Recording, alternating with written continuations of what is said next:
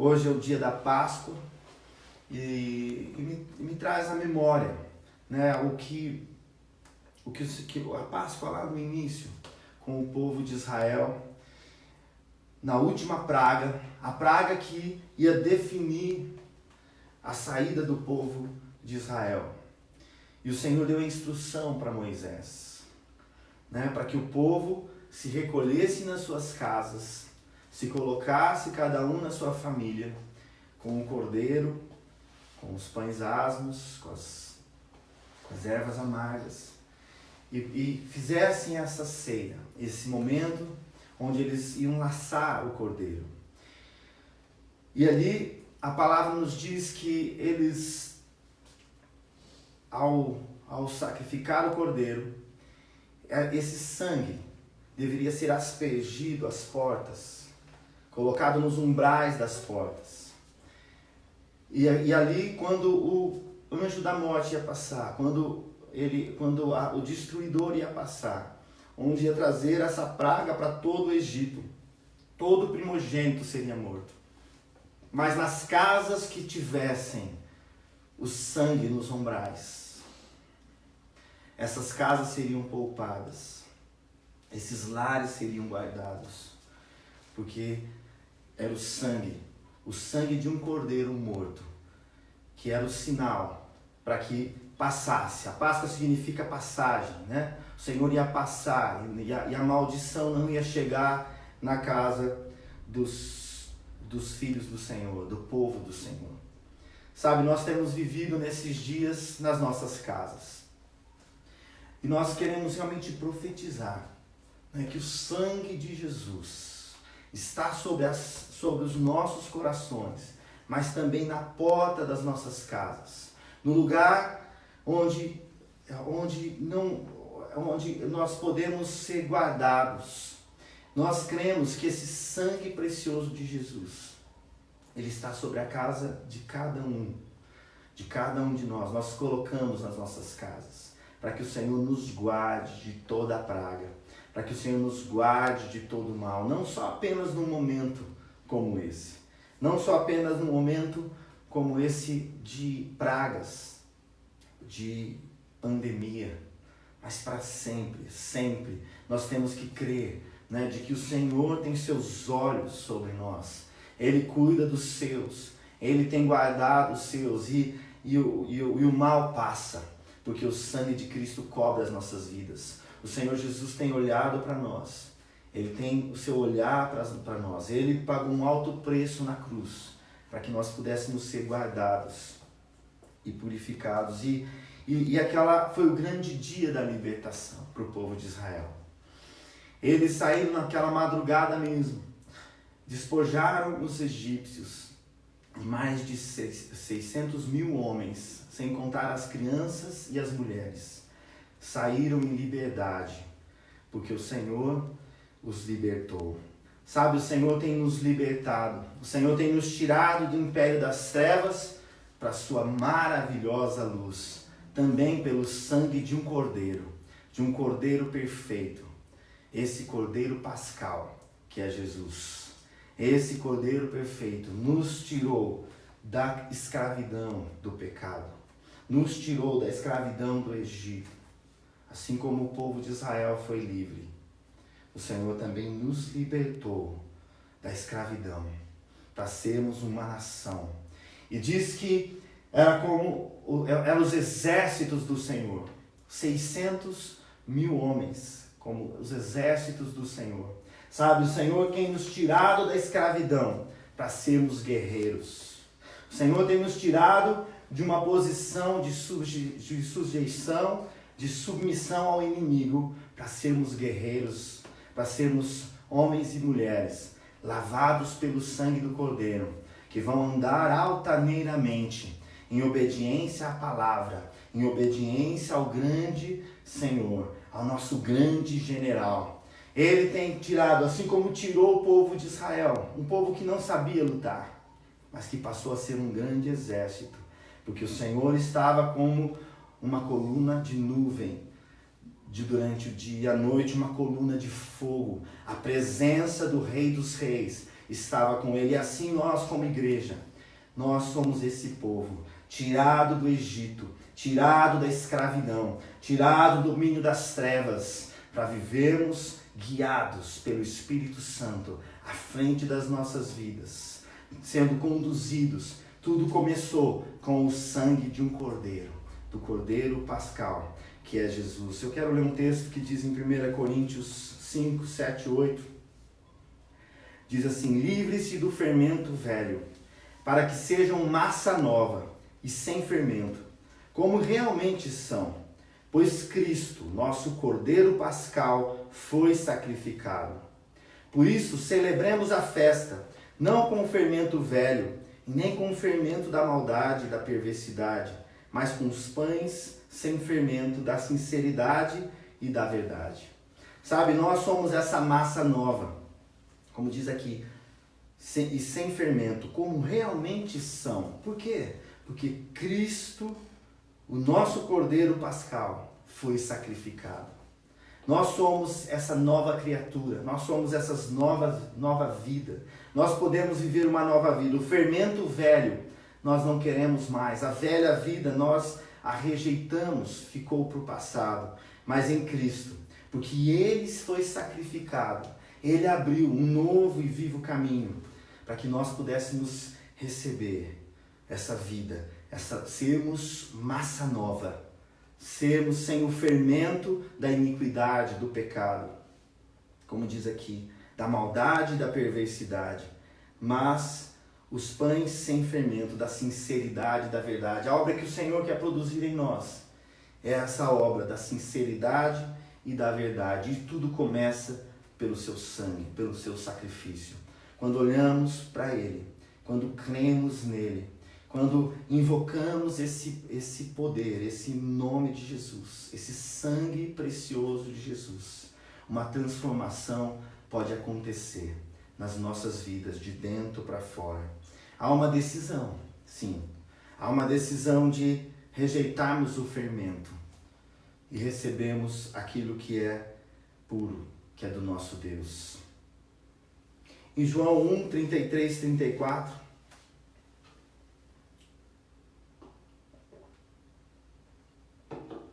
diz assim: no dia seguinte, João viu Jesus aproximando-se e disse: vejam, é o Cordeiro de Deus que tira o pecado do mundo. Este é aquele a quem eu me referi quando disse: vem depois de mim um homem que é superior a mim, porque já existia antes de mim. Aqui João Batista, aquele que preparou o caminho do Senhor, aquele que pregou o arrependimento, a mudança de vida, que pregou o batismo nas águas, ele preparou o caminho para a vinda do Cordeiro de Deus, que tira o pecado do mundo. Sabe, o pecado, ele é o que intoxica o mundo. O pecado é o que destrói as pessoas, destrói os relacionamentos, destrói o ser humano. Né? Por isso que quando Adão pecou, Eva pecou, né? A natureza de pecado entrou na humanidade. Mas Jesus, Ele, o Cordeiro de Deus, esse Cordeiro perfeito, assim como que na Páscoa foi escolhido um Cordeiro para que a imolação dele, o sangue dele, fosse colocado nos umbrais, para que uma família fosse resgatada. Assim o Senhor também quer nos alcançar como indivíduos, mas também como família, porque Ele é esse Cordeiro de Deus que tira o pecado. Ele é poderoso não só para perdoar os nossos pecados, mas para transformar as nossas vidas. Esse poder do sangue de Jesus, ele é poderoso para tirar das suas entranhas o pecado, para tirar do profundo do seu coração a natureza de pecado, porque ele é poderoso para tocar no profundo das nossas vidas. Ele é poderoso para colocar em nós o seu Espírito, como diz em João 1,33. Eu não teria reconhecido se aquele que me enviou para batizar, esse é o que batiza com o Espírito Santo. E eu vi e testifico que este é o Filho de Deus. João Batista aqui ainda continua dizendo, porque João Batista viu a pomba descer. E essa pomba desceu e pousou sobre Jesus, o Espírito Santo. E esse era o sinal que João Batista estava esperando, para aquele que também nos batizaria com o Espírito Santo. Sabe, é porque a mudança que Cristo quer fazer, porque Ele quer nos tirar o pecado das nossas vidas, do nosso mundo, para que possamos ser livres sim da escravidão, livres sim da opressão, do mal que o pecado gera nas vidas das pessoas. Mas Jesus é a providência, Jesus é a solução. E Ele não só nos perdoa, mas Ele nos batiza com seu Espírito, como João Batista disse aqui, é o que nós provamos hoje. Esse batismo, esse enchimento do Espírito Santo. Mas vem do sangue. Vem dessa obra redentora do Cordeiro de Deus, que tira o pecado do mundo. Em 1 Pedro 2, 24, 25 diz assim: Ele mesmo levou em seu corpo os nossos pecados sobre o madeiro, a fim de que morrêssemos para o pecado e vivêssemos para a justiça. Por suas feridas vocês foram curados. Pois vocês eram como ovelhas desgarradas, mas agora se converteram ao pastor e bispo de nossas almas. O pecado entrou de um fruto de uma árvore, lá atrás, com Adão e Eva. E Jesus, no madeiro, Ele veio morrer por você e por mim. Ali Ele veio pagar aquela dívida. Ali Ele veio pagar a dívida do pecado. Ele veio ser a remissão. Diz aqui que Ele levou no seu corpo os nossos pecados. Ele levou ali no madeiro. Ali naquela árvore. Ele se entregou no madeiro, na cruz do Calvário, por você e por mim, e para que morrêssemos para o pecado. Sabe, queridos, essa obra, para que possamos viver para a justiça, há uma obra de renúncia. O Senhor, Ele quer não apenas mudar alguns hábitos, Ele quer que nós morramos para o pecado. Há uma decisão de entrega total. Há uma decisão de dizer: Senhor, eu quero viver por Ti. Eu sei que essa obra na cruz ela é poderosa para me tocar, para me transformar, porque eu não consigo. Eu não consigo pagar pelos meus pecados, eu não consigo nem sequer vencer os pecados. Mas pela obra de Jesus, pelo Seu Espírito, eu posso viver para a justiça em Deus. Porque por suas feridas, fomos curados. Nós somos restaurados. Somos curados pelas feridas que Jesus teve na cruz. E não somos mais umas ovelhas desgarradas. Não somos mais esses que estão perdidos, sem destino, sem direção. Agora nós temos um pastor. Nós temos o bispo de nossas almas, o supervisor de nossas almas, aquele que olha por nós, aquele que tem a sua atenção pelas nossas vidas. Você e eu não estamos desamparados, querido, mas Ele que está à destra de Deus, como nós cantamos hoje, aquele que está com toda a autoridade e poder, Ele continua com seus olhos sobre você e sobre mim, para que você viva para a justiça e morra para a velha natureza. Porque Ele é esse que converge todas as coisas. Efésios 7:10. Nele temos a redenção por meio do seu sangue. Ele não só te perdoou, mas Ele te redimiu. Ele pagou a dívida.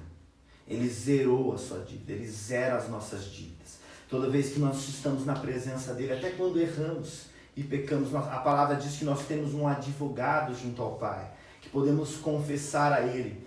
E Ele vai mostrar que Ele pagou a dívida. Ele já pagou a dívida. E Ele assim te perdoa, te lava, te purifica, te redime. e perdão dos pecados, de acordo com as riquezas da graça de Deus. É riqueza. Não é algo que você e eu somos capazes de fazer, mas é a graça, é a riqueza da graça de Deus. É a misericórdia do Senhor te alcançando com bondade, te alcançando com amor e te resgatando do pecado, a qual Ele derramou sobre nós com toda sabedoria e entendimento, e nos revelou o mistério de sua vontade, de acordo com seu bom propósito, que Ele estabeleceu em Cristo. Isto é, de fazer convergir em Cristo todas as coisas, celestiais ou terrenas, na dispensação da plenitude dos tempos. Nós estamos em 2020, depois de Cristo. Houve uma mudança na história. Cristo, o Filho de Deus, o Cordeiro de Deus veio. E Ele derramou da sua graça para que todo aquele que nele crê não pereça. E tudo se converge nele. Ele restaura as coisas no vertical e no horizontal. Ele, com seu amor poderoso, Ele nos religa a Deus e nos religa para vivermos também um amor horizontal. Ele é a expressão de amor, porque Deus é amor. E Cristo é amor, porque Cristo é Deus. E Ele veio reconciliar o homem com Deus. Ele veio reconciliar. Ele veio ser a propiciação, a redenção. Ele veio nos ligar no horizontal. No horizontal entre nós e no vertical com Ele. Por isso a cruz. Por isso ali Ele derramou no sangue, o seu sangue, para que nós pudéssemos viver o seu grande mandamento. O mandamento do amor. Poder amar ao Senhor acima de todas as coisas. E aqueles que estão à nossa volta. Por isso que tudo converge em Cristo. Ele é a razão de todas as coisas. Ele é o alfa, Ele é o ômega. Ele é o princípio, Ele é o fim. Ele é o criador de todas as coisas. E é Ele que vai definir todas as coisas. Por isso tudo converge em Jesus Cristo. E nós, quando nos ligamos a Ele, nós passamos a viver esse plano maravilhoso de Deus. É como se nós voltássemos para o jardim. É como se nós pudéssemos novamente, por Cristo, estar na posição agora de filho amado, daquele que tem proximidade com o Pai. Ele nos abriu um novo e vivo caminho. É como se Ele restaurasse e colocasse dentro dos nossos corações novamente o jardim do Éden, o lugar da sua presença. Nós agora, os nossos corações, pelo sangue de Cristo, pode ser esse lugar da habitação do Senhor. Esse lugar que o Senhor descia no cair da tarde, onde o Senhor falava face a face com o homem. Agora nós podemos em Cristo ter essa comunhão, essa intimidade, porque o seu Espírito habita em nós e podemos ir viver. Não somos mais ovelhas desgarradas, não somos mais perdidos, mas temos um pastor que cuida de nós, um pastor que nós percebemos a sua voz, um pastor que ouvimos o seu chamamento, e como aqueles que seguem esse pastor fiel, esse amado Deus, Ele quer nos guiar em todos os seus planos e toda a sua vontade.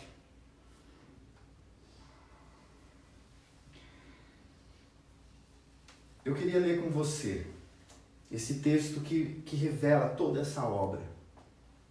700 anos antes da consumação, quando Cristo disse, está consumado, foi profetizado por Isaías.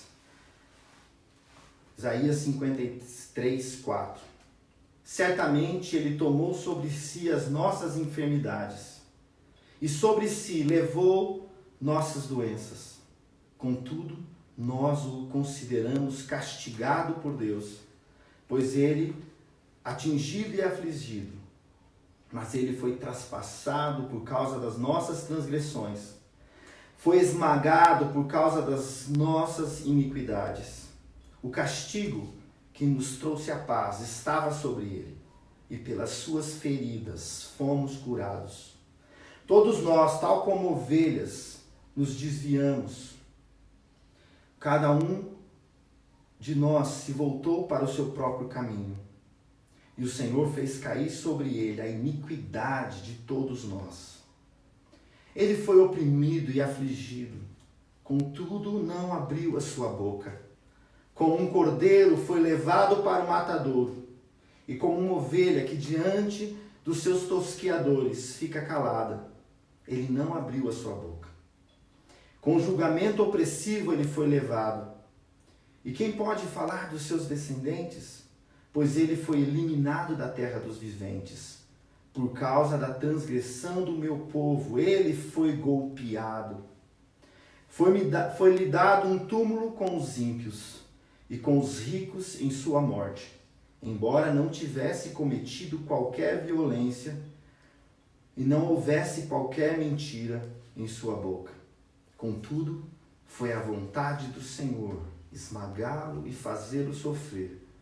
Embora o Senhor faça da vida dele uma oferta pela culpa, nossa culpa, ele verá sua prole e prolongará seus dias. E a vontade do Senhor prosperará em sua mão. Depois do sofrimento de sua alma, ele verá a luz e ficará satisfeito. Pelo conhecimento, meu servo justo justificará a muitos e levará a iniquidade deles.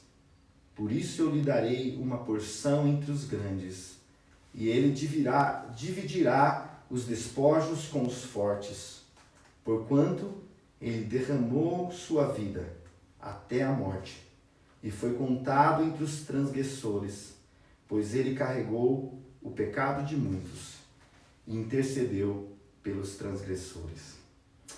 Aqui relata toda essa obra que Jesus fez na cruz do Calvário. Ele levou as nossas enfermidades, ele levou os nossos pecados. Sabe, então, houve a Páscoa que projetou, que é sombra, né? Todo o Velho Testamento é sombra daquilo que haveria de vir em Cristo. Cristo é o centro, Cristo é a consumação. E ali na cruz do Calvário, ele disse, está consumado. E essa obra maravilhosa que ele fez na cruz, não ficou apenas na cruz. No terceiro dia, ele ressuscitou. E está à destra do Pai, com toda a autoridade, com toda a glória. E intercede por você e por mim. E não nos deixou órfãos, mas enviou o seu Espírito, o Espírito Santo, para que pudéssemos ser cheios e conduzidos em toda a sua verdade, em toda a sua justiça. Ele é esse servo justo, que justificará muitos, que vai nos transformar, que vai nos restaurar. E nós queremos, nessa noite, celebrar esse Cordeiro Pascal. Celebrar essa obra maravilhosa, porque Jesus, antes de morrer por nós, antes de ressuscitar, ele ainda ceou com seus discípulos.